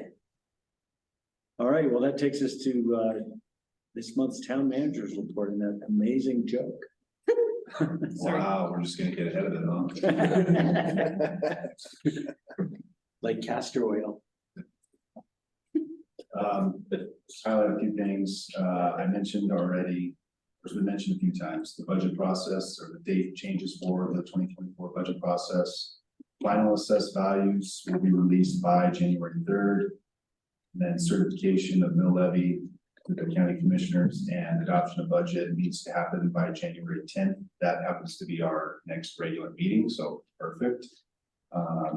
And then budgets are due to DOLA, same as it ever was, 30 days, or I guess January 31. I think that's the normal deadline anyway. So we'll come with all the regular budget formality type documents on January 10th. Shop with the Cop was this last Saturday. I have some nice photos here. Shane, you want to mention anything? I think it's a great event. You're pretty special time, I think. Looked like it was fun.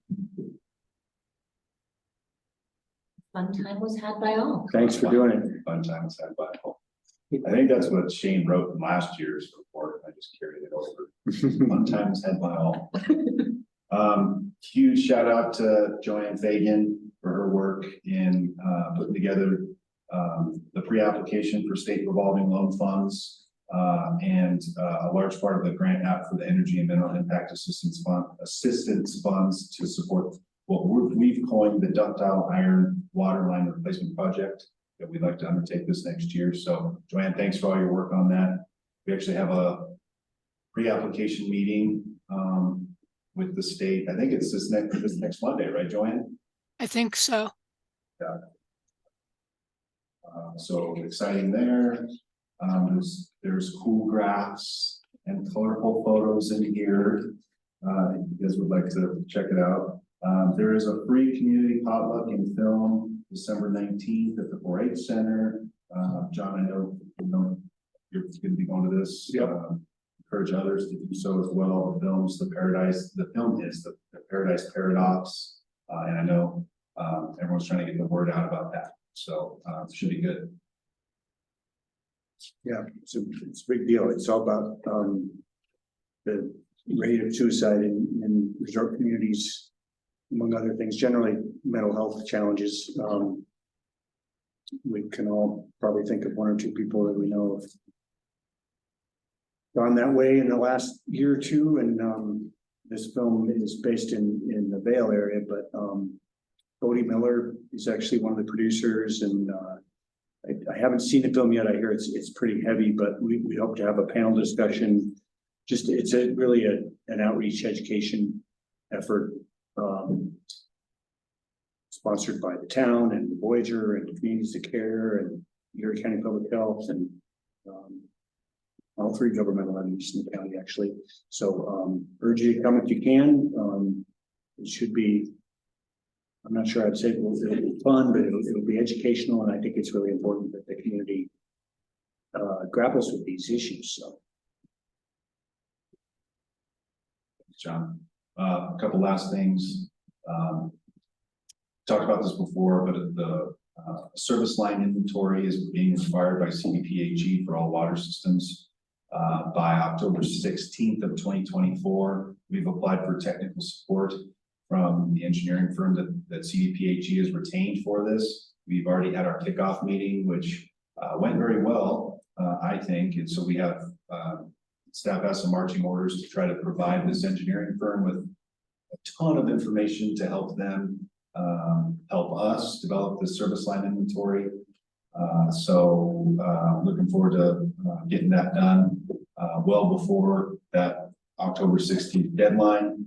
And then if any of you have noticed, I doubt it, but if you've gone on to the Ridgway Municipal Code, the online version, Chapter 7, which is now entitled Land Use Regulations, is now fully updated and available on Unicode.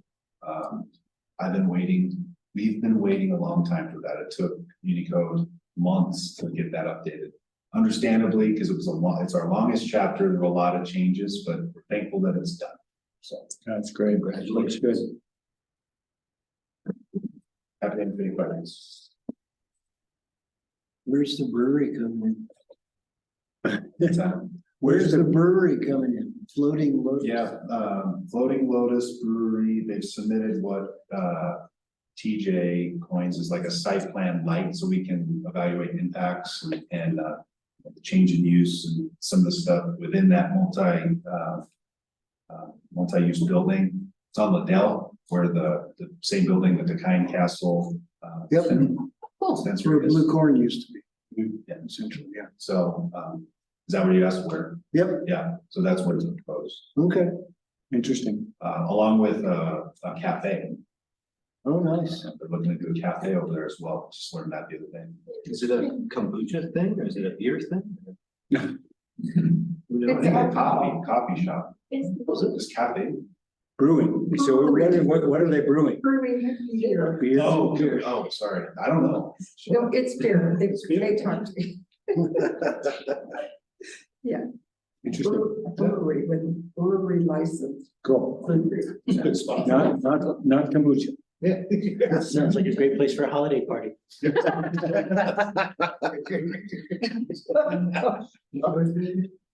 Those eyebrows are. What about those eyebrows? I'm not, no, you're good. It's plain slate. Just teasing you. All right, anybody have any questions for Preston on the town manager's report? There's a schedule of upcoming meetings. The planning commission meeting is canceled for this month. But we'll come back in January with some new work. I mentioned the joke. I don't know what you guys thought. Anybody have another one they want to share? I'm on the record. Not PG rated. All right, anything else? Guess I didn't expect this last bit to go quite so fast, but thank you, everybody. And unless anybody, well, actually, we still do have committee reports. Anybody have a committee report?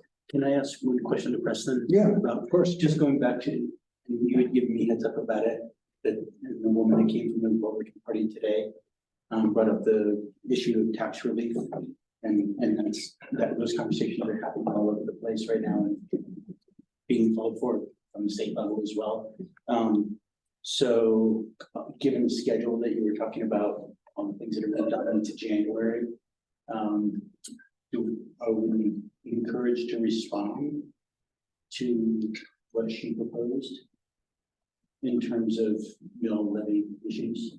That call rests with you all. I mean, if you're asking if there's an appetite for accommodating what she's asking for, maybe now's the, now's the time to pinpoint that, because we would need, in my opinion, some more budget work sessions to figure out how to accommodate the lesser revenue.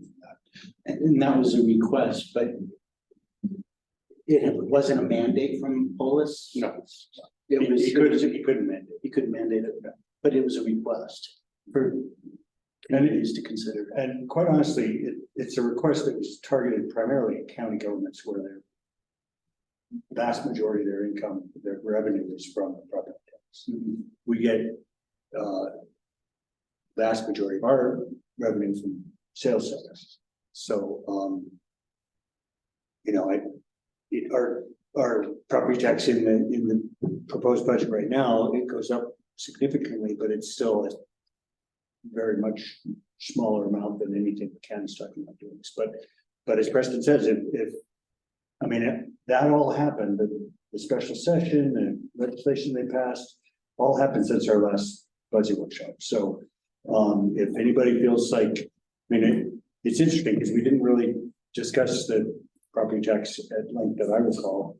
I think we probably all felt like it's small enough part of the budget that it wasn't an issue. But if we look at those differently, then as Preston says, we gotta revisit that. So to that one, No, I don't mean to interrupt. That's right. Go ahead. So, and there is some relief coming in the form of the two bills that were passed in the most recent legislative session.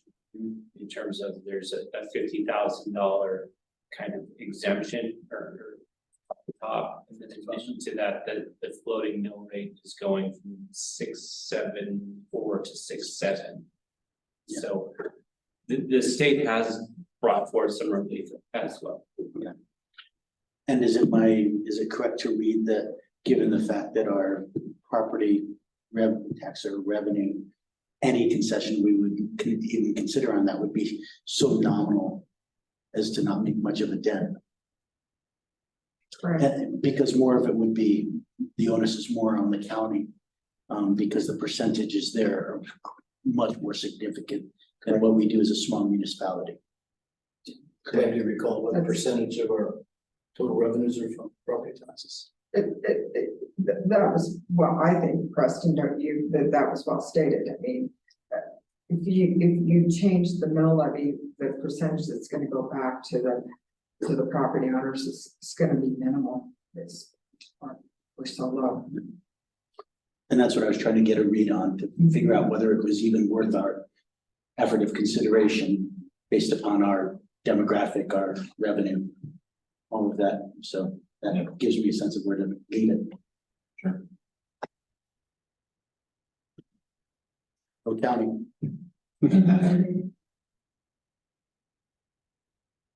So is that satisfy everybody in that discussion? Okay. Any committee reports? Yeah, we're at the Parks Trails and Open Spaces. What's that? I said you guys were all at the Parks Trails and Open Spaces eventually. Just a small update on the water and land. They're struggling to find themselves these days, and so they decreased the number of meetings and are looking for strategic path forward to justify their existence at this point. So which is unfortunate. They had a lot of good educational opportunities, and we still may be able to get something out of that. But at this, I did ask them if they could assist us with some educational stuff. They said no, not at this time. So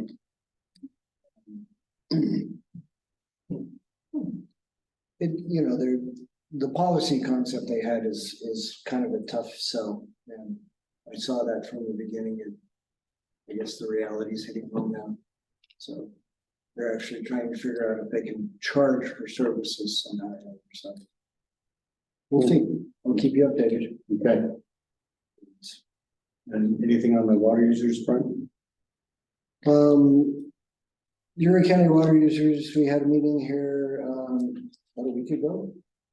And so they're, we canned the idea of the Ramshorn Reservoir, pretty much, at least from the county. And but they are still looking to get some additional flow out of the Cow Creek that they can quantify as going into the reservoir in order to meet the additional 3,000 acre-foot agreement that we set up with the Combahee Valley Water Users Association about 2 years ago. They didn't have a whole lot of ideas come through on that, but one of the ones they're looking at is there are a few ditches that come off of there that actually drop right into the reservoir that are not allocated at the moment. So they're trying to see if they could actually allocate those and have that justify as being the additional 3,000 to meet that 3,000 acre feet for the UVWA agreement. Okay. So they're trying to come up with some creative solutions to continue to be able to honor that agreement. Okay. I can give the Sustainability Advisory Board update. So it was actually last night. Preston joined us in Deb's absence. Preston reminded me that as we still continue to gain our feet as a new committee, to be able to come up with bullet points to be able to approach the specific numbers and rather than going to line item requests for monies and stuff like that in the subsequent year at the budget time. But we did review the things that we thought were important, that we'd like to repeat and get ahead of it, including like the EV drive and ride event that we had that we all agreed was super successful, whether it would be identical in the next iteration of it is up for debate, but that's probably something I'll come back to council, looking for some kind of support on, and or town and staff. Terry gave us an update from San Miguel Power, on his efforts, which take, 365 days and 24/7 hours of work on Terry's part of writing grants and keeping everything moving on his schedule, especially in terms of granting from DOLA. And part of our discussion, large part of it was about understanding the work that he's doing in San Miguel Power and then kind of matching that, correlating that to our process, the municipal process, and how we're going to roll out, especially related to the Green Street Sustainability Park option, as we have already allocated some monies to explore that master plan going into 2024. So there will be a lot more information coming forward to present to you guys from SAB based upon what we would think would be a beautiful vision. Right?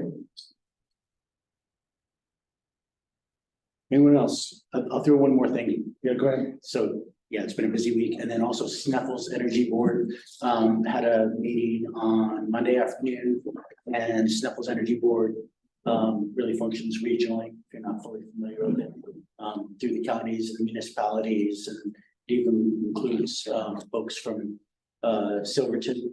And so talking about, and San Miguel is always vital part of that as well.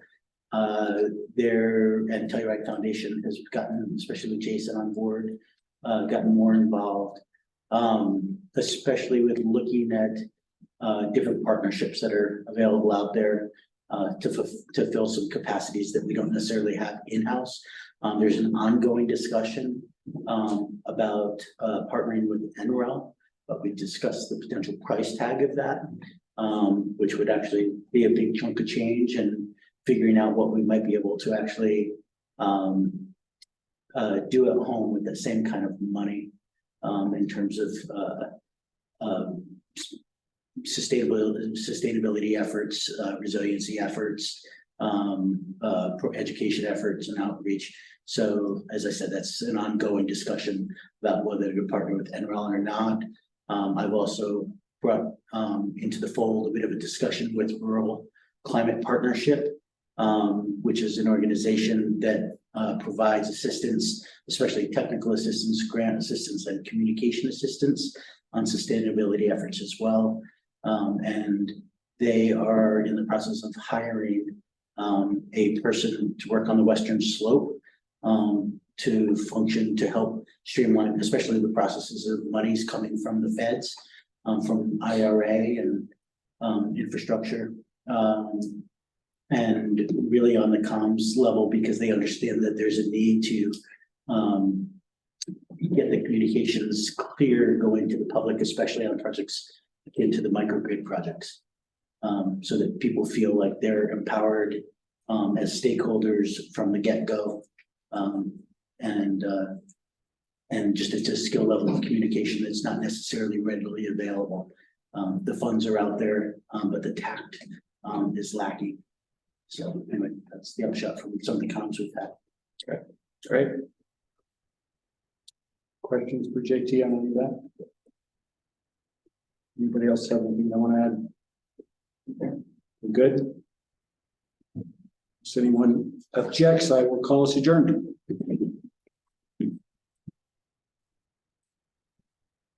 See you next year again. Yeah, that's all right. It's good. What's going on?